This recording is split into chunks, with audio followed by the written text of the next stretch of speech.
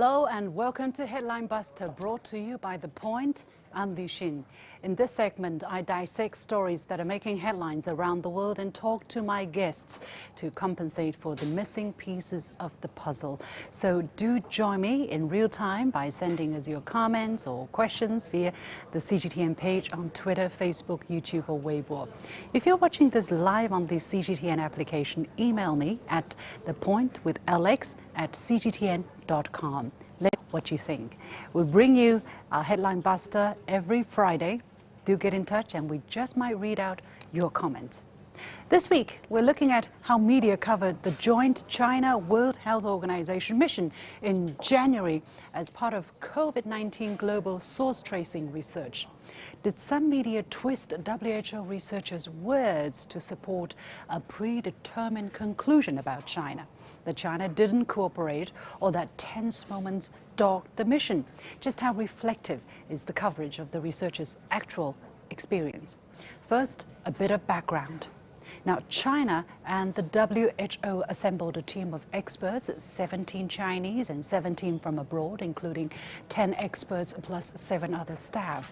The team met in Wuhan, central China on January the 14th and split into 3 groups to focus on epidemiology, molecular research, and animal and environment, respectively. Now, via video conferences, on-site interviews and visits and discussions, the team conducted systematic and full-fledged research according to the team's press conference on February the 9th. Did the team members solve the mystery of where the virus came from? No, but they did walk away with more information than before and important clues to help guide the next round of studies. Some hypotheses include, first, the introduction of the virus through an intermediary host species, meaning from one animal species to another animal species and then to humans. A direct zoonotic spillover, meaning from an animal species to humans. And third, from food chain, frozen product in particular, as you can see here. Now, other theories, such as the lab leak theory, which researchers called extremely unlikely, probably will not be further studied. Regardless, the joint mission was a testament to the importance of international cooperation and significance of science. But when you read some of the headlines about the mission, what do you see? An emphasis on the acrimony between the Chinese and international experts and accusations that China refused to hand over key data. Was that really the case? Are readers being swindled into forming certain opinions? Let's take a look at a few examples. The Australian Broadcasting Company published an article on February the 11th with a couple of important problems. Now, the headline reads, Australian WHO investigator sent to probe origins of coronavirus says there were tense moments with China. The headline casts a pall over the entire mission. But read a bit further and you'll get the rest of the quote from the Australian researchers quoted, the microbiologist Dr. Dominic Dwyer. This is his exact quote. Now, it was apparent and there were people from Foreign Affairs in China attending our meetings and so on. It was at times tense, but always very well-mannered and good-humoured. Take a listen. To be fair, the Chinese were very hospitable hosts and so on. Everyone worked together very well. It was a joint mission after all. There were some clearly differences of opinion and there were quite firm and heated exchanges over things. But in general, everyone was trying to do the right thing. And certainly WHO got more data than they've ever had before. And I think that's real progress. So why was the positive part completely cut out from the headline? It just as easily could have read, Australian WHO investigator says moments with China were well-mannered and good-humoured. I guess that's not the story they want to tell. Besides taking Professor Dwyer's words out of context, the article also claims some key data may not have been handed over. No convincing explanation was included in the article. Professor Dwyer was quoted as saying his Chinese counterparts did some enormous amount of work quickly. On the other hand, whether we got all the data, of course, is uncertain, and it was sometimes difficult to understand how they came to certain conclusions, and there were differences of opinion over that. Differences of opinion, I say, are natural in such a complex and international project, but that hardly amounts to China refusing to hand over raw data. But it wasn't just the ABC that clung to this idea. Plenty of media, such as the Wall Street Journal, The Guardian, BBC, Al Jazeera and Reuters, jumped on the claim that China refused to hand over data without blinking an eye at the inconsistencies, quoting Professor Dwyer as their source. But in zero of these articles is Dwyer actually quoted as saying China refused to hand over data. The articles also quoted other researchers, but none said either that China refused to hand over data. Yes, Dr. Dwyer said the researchers did not get access to everything they ideally wanted, but he also said he couldn't comment on why that was the case and whether it's a political issue or simply a matter of time. And not once, I say again, did he mention that China refused to hand over data. Perhaps all the confusion compelled Professor Dwyer to set the record straight in his own words. In February 22nd, he published a piece by the Conversation, an independent source of news and views from the academic and research community.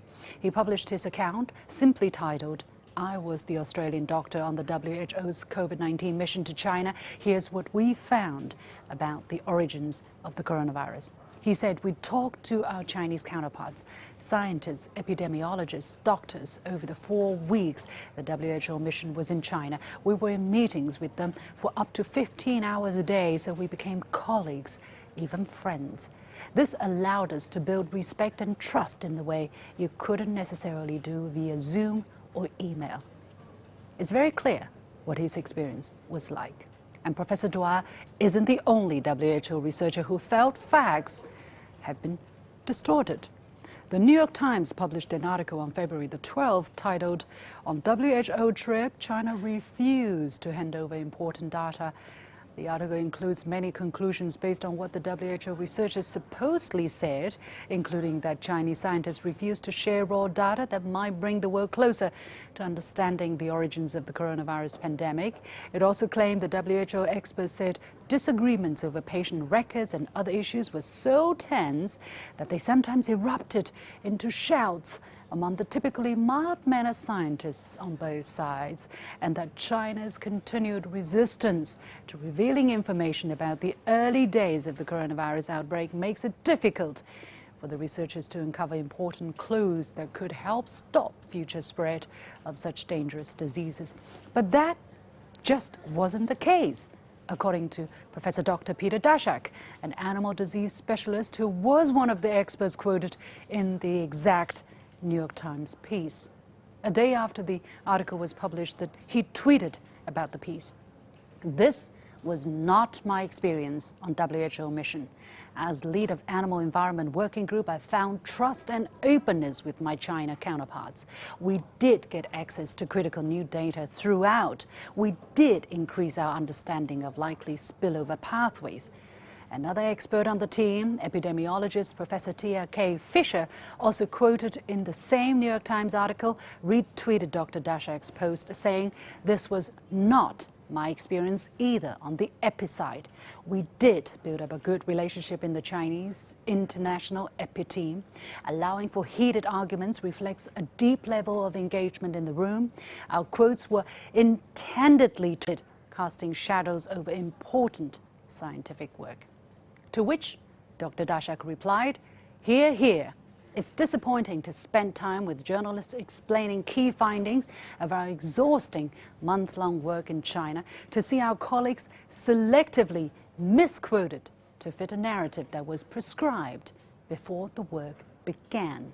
Shame on you, New York Times." Ouch.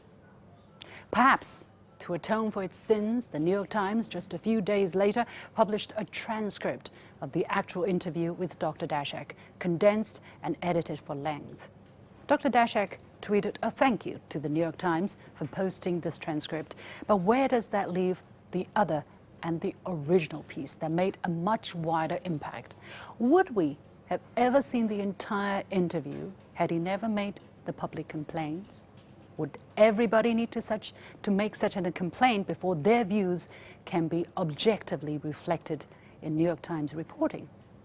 Twisting the words of the experts interviewed isn't fair to the researchers themselves who are working so hard. It's not fair to the readers who deserve to know the real story. It's not fair to the scientific method, and certainly not fair to the over 2.5 million people who have died from the virus so far. We'll take a quick break, and when we come back, I'll talk to our guests about this very important issue. Stay with me.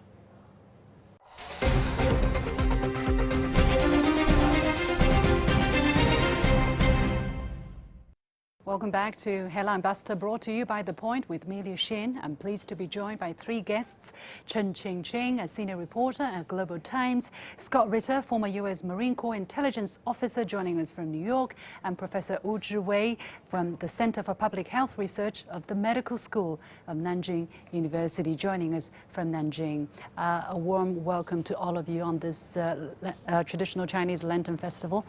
However, this is a very difficult topic and important topic that we must discuss here. I want to get your feedback on my monologue from moments ago. I would start with Qingqing. Your thoughts?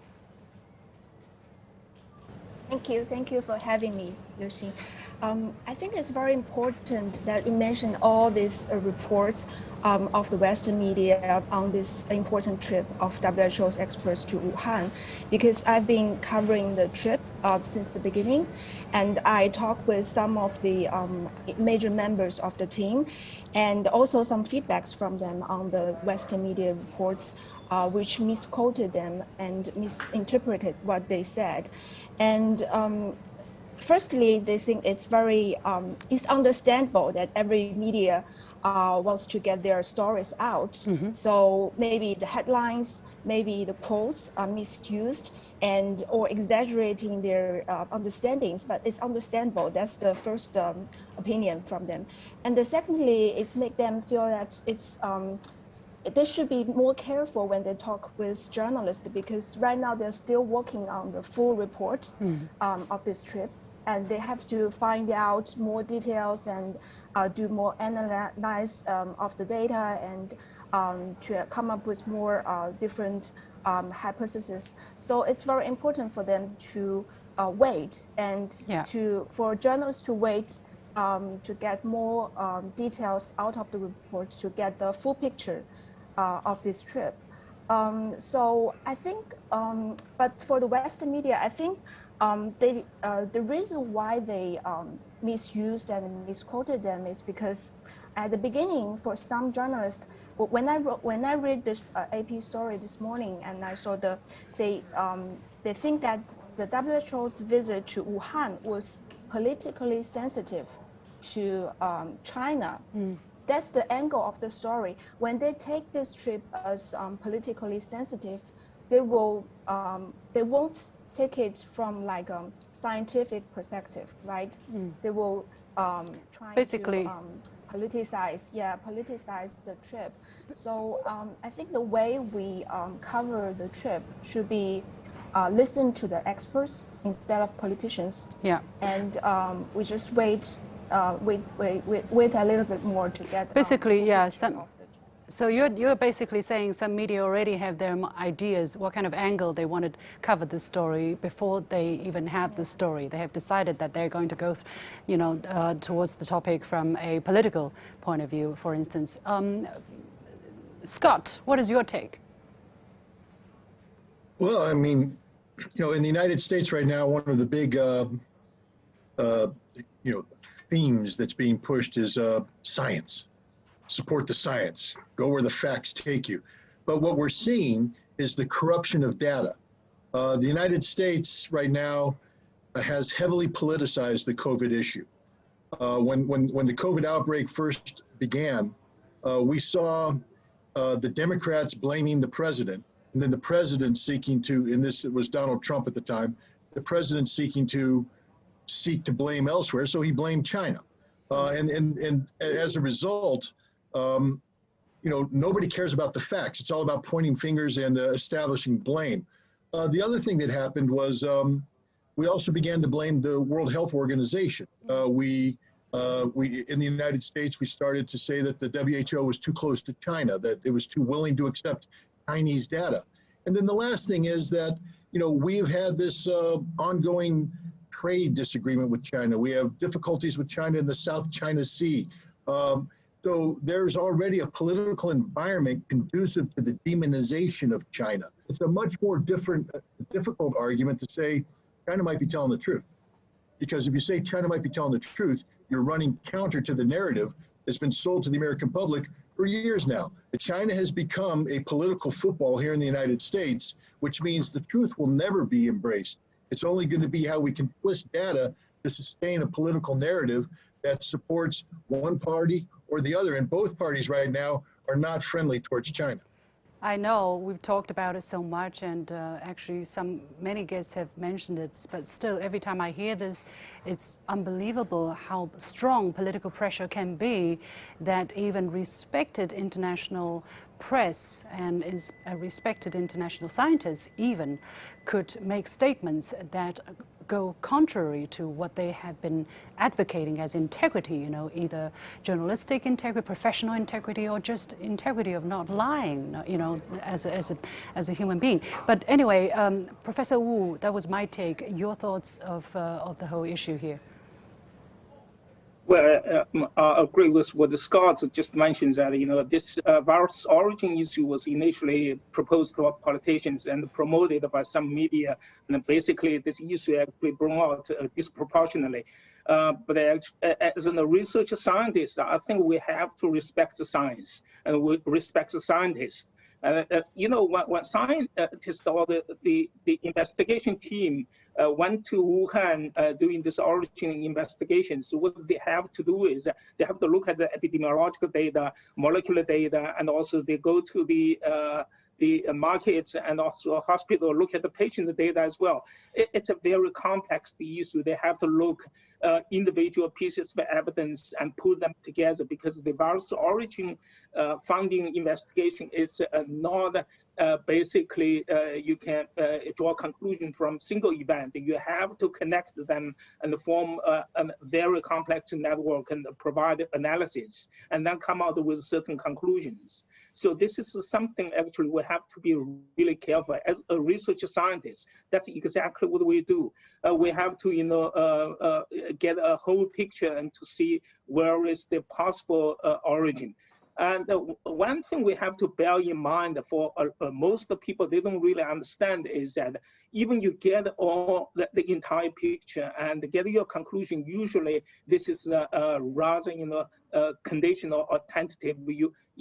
I think for many virus origins, you can never get a conclusive origin, and usually that's the possibility. So, for example, are we doing the wrong thing here, however, Professor Wu? Are we being too optimistic or expecting too much for the answers to surface? Because, for instance, for the origin of the SARS pandemic, which broke out in 2003, it took years before the scientists finally were able to pin down exactly where it came from. And China didn't shy away.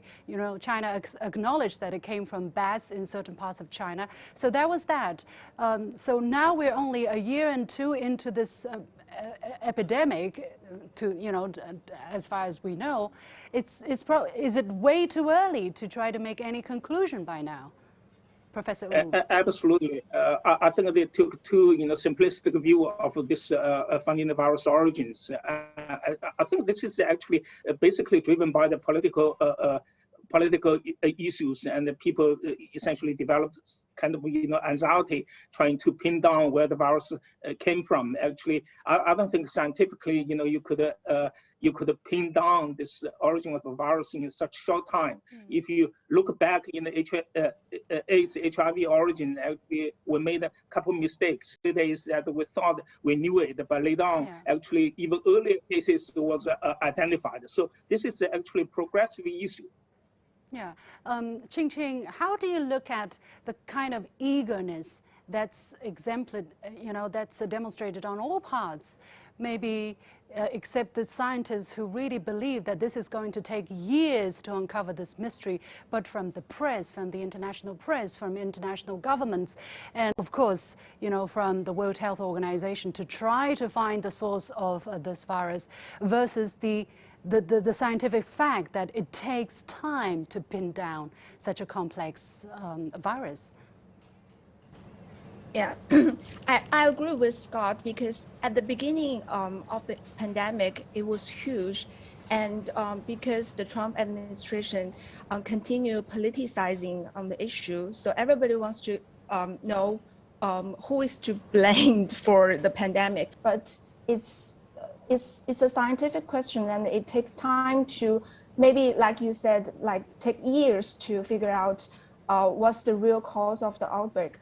But we should really put the politics aside and let the scientists to do their work, like to follow the hints and do the report step by step. And before we draw up any conclusion or blame anyone, it's not a blame game. It's just like a scientific question. We should figure it out. I'm going to put this question to Scott. Why is it becoming a blame game? Why is the gain or potential benefit of making this a blame game so strong that the media are able to sacrifice their integrity, their reputation for doing that? For instance, the New York Times story, right?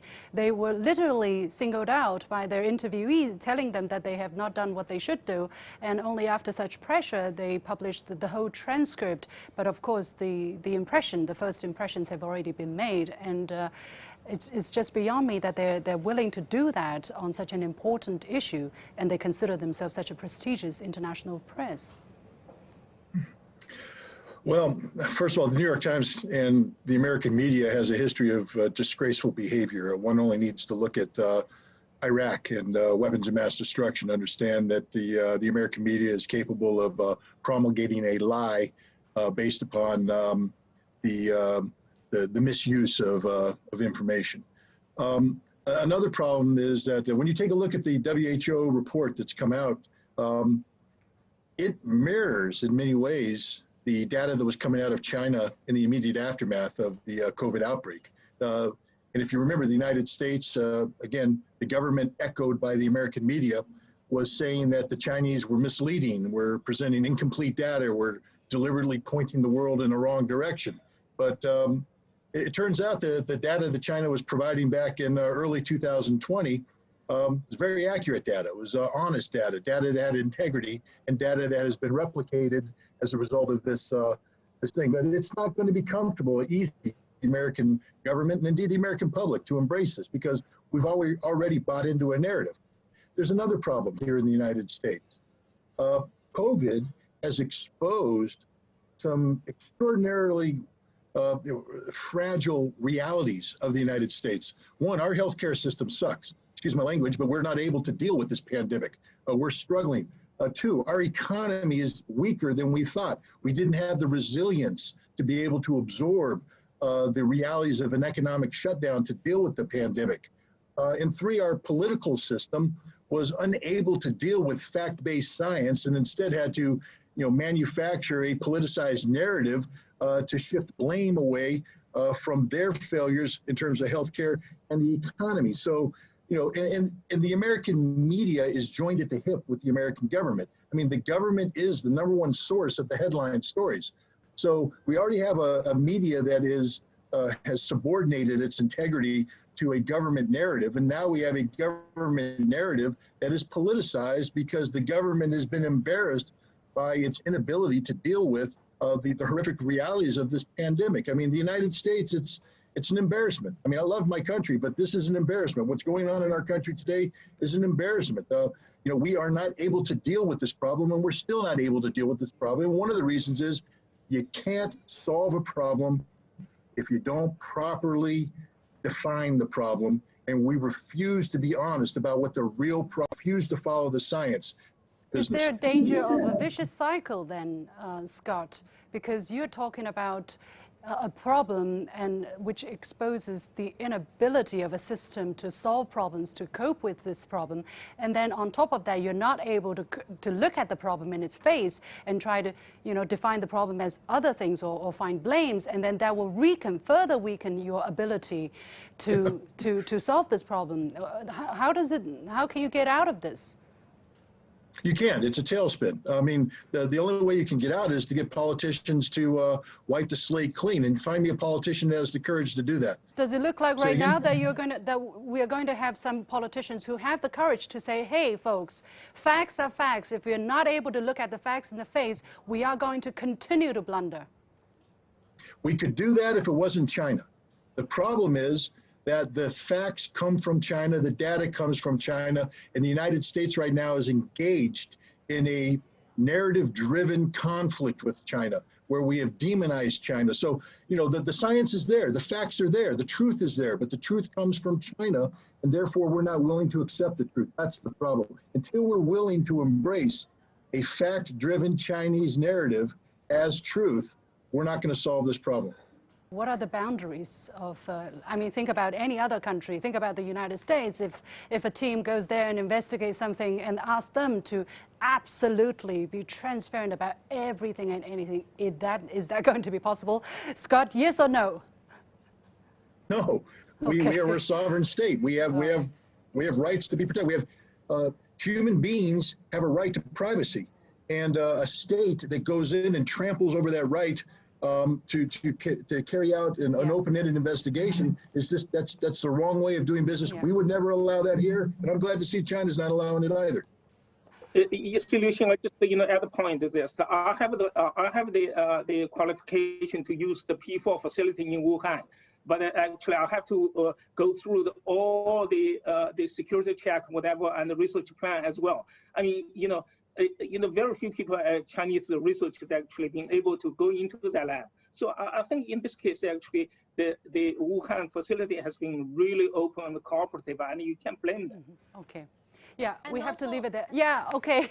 Qingqing, very quickly. Yeah, just one more thing to add, because the trip to Wuhan, it's like if the WHO experts wants to visit some place or meet someone, they will talk with their Chinese colleagues and ask them to arrange this meeting and this trip. And the leader of the team, Peter Bambrick, when I interviewed him, and he told me that China has demonstrated the openness at maximum level. That means if they want to go to the hospitals, go to the seafood markets, go to the lab, like Professor said, the Chinese counterparts will arrange that. And I think that's the good step, right? But I'm not sure if the United States will do the same thing, like to invite the WHO experts to visit some places in the United States. No.